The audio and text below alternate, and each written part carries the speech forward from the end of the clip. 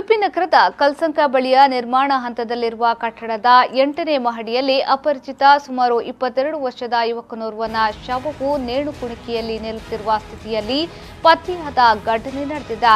ವ್ಯಕ್ತಿ ಮೃತಪಟ್ಟು ಕೆಲವು ದಿನಗಳಾದರೂ ಶವ ಕೊಳೆತು ಹುಳಗಳಾಗಿ ಗಬ್ಬು ವಾಸನೆಯಿಂದ ನಾರುತ್ತಿತ್ತು.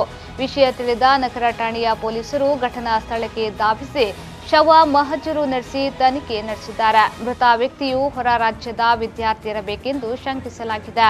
ನಿರ್ಮಾಣ ಹಂತದ ಕಟ್ಟಡವೊಂದರಿಂದ ಕಟ್ಟಡಕ್ಕೆ 8ನೇ ಮಹಡಿಯಿಂದ ಶವವನ್ನ ತಳಭಾಗಕ್ಕೆ ತರಲು ಲಿಫ್ಟಿನ ವ್ಯವಸ್ಥೆ ಇರಲಿಲ್ಲ.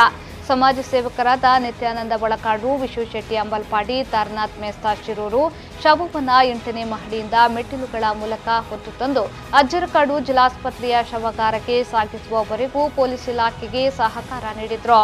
ಉಡುಪಿ ಜಿಲ್ಲಾ ನಾಗರಿಕ ಸಮಿತಿ ಟ್ರಸ್ಟ್ ಉಚಿತ ಆಂಬ್ಯುಲೆನ್ಸ್ ಸೇವೆಯನ್ನ ಕೂಡ ಒದಗಿಸಿತ್ತು.